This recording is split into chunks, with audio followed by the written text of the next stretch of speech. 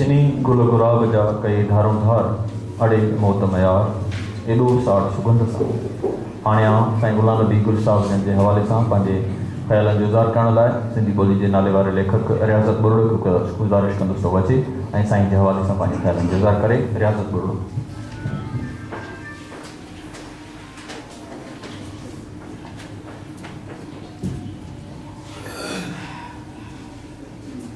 थोरी एहसास जी तपश घुरिजे, थोरी एहसास जी तपश घुरिजे, बर्फ़ सीननि ते ॼमी वई आहे।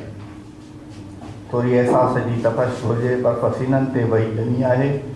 रोशनीअ में हिजाब रोकियुसि गुल, रोशनीअ में हिजाब रोकियुसि गुल, ऊंदहि में कंहिं वधी चुमी आहे।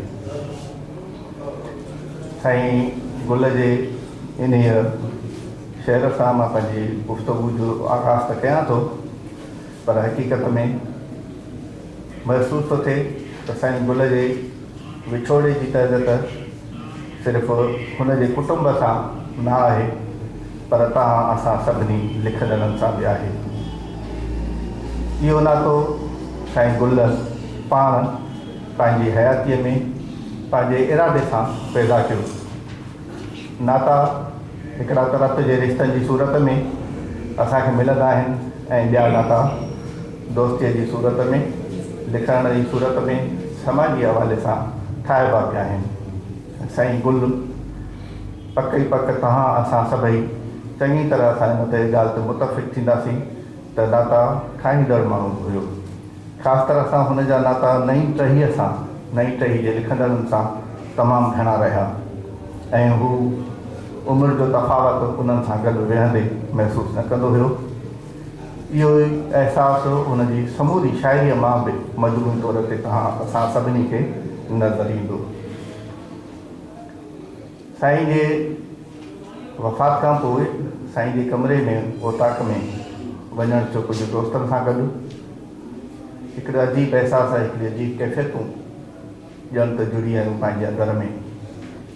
माना ॿियो सभु कुझु त मौजूदु हुयो, खट बि मौजूदु हुई जंहिं ते साईं विहंदो हो, आरामु कंदो हो। किताबनि जा मुख़्तलिफ़ शेल्फ बि मौजूदु हुया, भित ते मुख़्तलिफ़ तस्वीरूं बि हुयूं, जिन में ख़ासि तरह सां हिकु तस्वीर जेका अॻु प्यार ऐं मुहबत जो इज़हार कंदड़ हुई नरगिस अदाकारा जी, ऐं हाणे ॼण उहा बि उदास महसूसु थी रही हुई। साईं जा पंहिंजा लिखियल किताब जेके मुख़्तलिफ़ कबटनि में रखियल हुया, टेलीविज़न सेट जंहिंते साईं पंहिंजी पसंदि जी शयूं मूवीज़ ॾिसंदो हुयो, कुर्सियूं, सभु कुझु हुयो, पर हिकिड़ो वजूद त न हुयो जेको साईं गुलाम नबी गुल जे नाले सां हुयो, पर अहसासु मौजूदु हुयो, गुल जो अहसासु। गुल जो अहसासु तव्हां असां सभई लिखंदड़ चङी तरह ॼाणूं था त रंगत जो अहसासु बि ॾींदो आहे, ख़ुशबू जो अहसासु बि ॾींदो आहे, पर बुनियादी तरह सां उहो अहसासु फितरत जो अहसासु ॾींदो आहे। फितरत जेका माण्हूअ सां प्यार बि कंदी आहे, माण्हूअ खे तकलीफ़ूं अहंज इज़ा बि ॾींदी आहे, सुरूर ऐं मौसीक़ी बि ॾींदी आहे। साईं गुल पंहिंजी शाइरीअ में, कहाणियुनि में, नसुर में इन फितरत जी अकासी कई आहे। साईं जो तालुक़ु घटाइण ॻोठ सां रहियो। कंबर ताक़ी जो हिकिड़ो ख़ूबसूरत बराड़ी आहे, ॻोठ आहे सुहिणो, तमामु प्यारो। ॻोठ खां ॿाहिरि निकिरी वञो तव्हांखे मोहींदड़ अहसास मिलंदा, मंज़र मिलंदा। ॻोठ में पिणु ख़ूबसूरत वॾी तारीख़ी मस्जिद आहे जेका पिणु जमालियात जो इज़हार करे थी पई। साईं पंहिंजी नौकिरीअ जे सिलसिले में मुख़्तलिफ़ ॻोठनि में बि रहियो, हुन उतां जी बि उहा कैफ़ियतूं, उहे मंज़र उहे ॾिठा, माण्हुनि जो हालतूं बि ॾिठियूं। वरी लाड़काने में बि अची रहियो, 80 जे ॾहाके जे खां साईं जी ख़ासि तरह सां रहाइश लाड़काने जे रहमतपुर पाड़े में रही।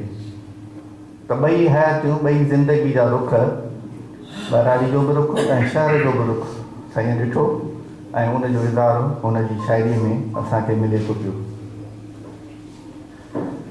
इन शाइरीअ में जिते मोहबत जो, जिते प्यार जो, जिते फितरत जो, समाजी ऊच नीच जो, मोहबत जे मुख़्तलिफ़ अंदाज़नि जो, दिलि जी दिलबराइनि जो, मींहं जे निशाननि जो या ख़्यालनि ऐं ख़्वाबनि जो अक्सु आहे।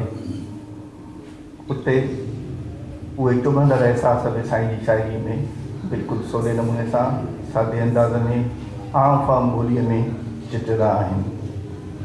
आईना उघंदे बि छा थींदो भला, आईना उघंदे बि छा थींदो भला, चहिरा मटबा कोन हूंदा साॻिया। आईननि में माण्हू पाण खे ख़ूबसूरत ॾिसणु चाहींदो आहे, उहो ॾिसणु चाहींदो आहे जेको माण्हू खे पाण खे वणण में अचे। पर साईं ॿुधायो आहे त भली बुखाईंदी में छा बि ॾिस, चहिरो जेको तुंहिंजो असुलु आहे या तुंहिंजे अंदर जो चहिरो आहे उहो ई तोखे पियो नज़र ईंदो। इन खां अलावा जेकॾहिं ॿियो को नज़र अचे बि थो त उहो आज़ी अक्स आहे। हुस्न जे हथ मां किरियो रूमाल हो, हुस्न जे हथ मां किरियो रूमाल हो, ओसे पासे हुल हुगाव हो थी वियो। त इहे मुख़्तलिफ़ साईं जा शाइरी जा अंदाज़ आहिनि। साईं जा सिंधीअ में कुल चकल 20 ई मजमू आहिनि तव्हांजे अॻियां आहिनि। हिकिड़ो तमामु वॾो तख़लीक़ी पोरियो आहे।